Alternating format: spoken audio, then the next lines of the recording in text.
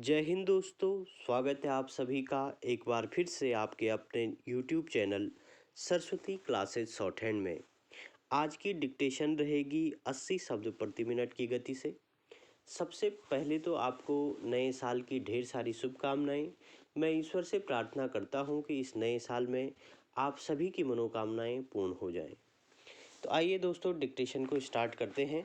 अगर आप अपना मैटर मिलाना चाहते हैं तो आप आज के अपने दैनिक जागरण के यानी कि 1 जनवरी 2025 के दैनिक जागरण के एडिटोरियल पेज से अपनी डिक्टेशंस को मिला सकते हैं।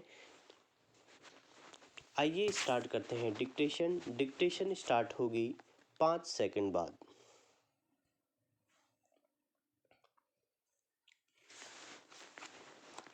स्टार्ट।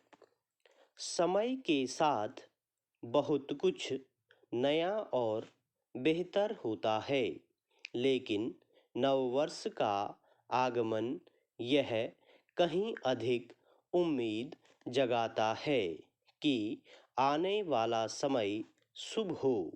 हम भारतीय सभी के शुभ की कामना करते हैं, क्योंकि भारतीय संस्कृति यही कहती है। यही कामना इस वर्ष भी की जानी चाहिए। इसके साथ ही यह आशा भी की जानी चाहिए कि देश ने अपने लिए जो लक्ष्य निर्धारित किए हुए हैं वे समय पर सही तरह से पूरे हों, ताकि विकसित भारत की दिशा में कदम बढ़ा रहे देश के समक्ष कोई अवरोध उत्पन्न ना हो, और यदि वे उत्पन्न हों भी तो उन्हें सफलतापूर्वक दूर किया जा सके। अवरोधों को हटाने अर्थात समस्याओं का निराकरण करने की सबसे अधिक जिम्मेदारी शासन प्रशासन की होती है, और शासन प्रशासन की सामर्थ्य बहुत कुछ देश की राजनीति के रुख रवैये से तय होती है। इसलिए यह कहा जाता है कि राजनीति का काम है लोगों को दिशा दिखाना। हमारी राजनीति यह काम वास्तव में कर सके, इसके लिए इस नए वर्ष में राजनीतिक दलों को अपने रवैये में बदलाव लाने के लिए विशेष प्रयत्न करने होंगे। इसलिए और भी क्योंकि बीते वर्ष टकराव और कलह की जो राजनीति देखने को मिली, और इसके चलते देश की जनता का ध्यान वास्तविक मुद्दों से भटकाने की जैसी कोशिश की गई, वह बहुत ही निराशाजनक है। बीते कुछ समय से राजनीति के स्तर पर यह जो प्रतीति कराने की कोशिश की जा रही है कि स्वतंत्रता के इतने वर्षों बाद हमारा संविधान खतरे में है, वह व्यर्थ का विचार है।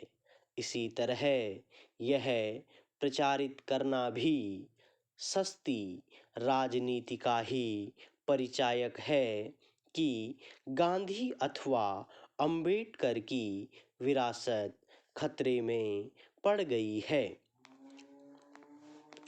ऐसे विचार भारत की राजनीतिक अपरिपक्वता और साथ ही छिछले सार्वजनिक विमर्श का परिचायक है। अच्छा हो कि नए वर्ष में सचमुच नई तरह की राजनीति की जाए और उन मुद्दों पर ध्यान केंद्रित किया जाए जो जनहित से जुड़े हैं, और जिनका समाधान कर देश को आगे ले जाया जा सकता है। जब राजनीति अपने पथ और दायित्वों से भटके तब समाज को अपनी सहमतियों और असहमतियों से राजनीतिक वर्ग पर ऐसा दबाव बनाना होता है कि वह जो अभीष्ट है उसकी पूर्ति करे।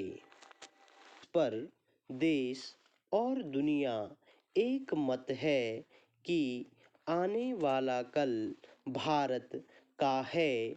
तब उन संभावनाओं को भुनाने की हर संभव कोशिश होनी चाहिए जो सामने दिख रही हैं, क्योंकि संभावनाएं अपने साथ चुनौतियां लेकर भी आती हैं।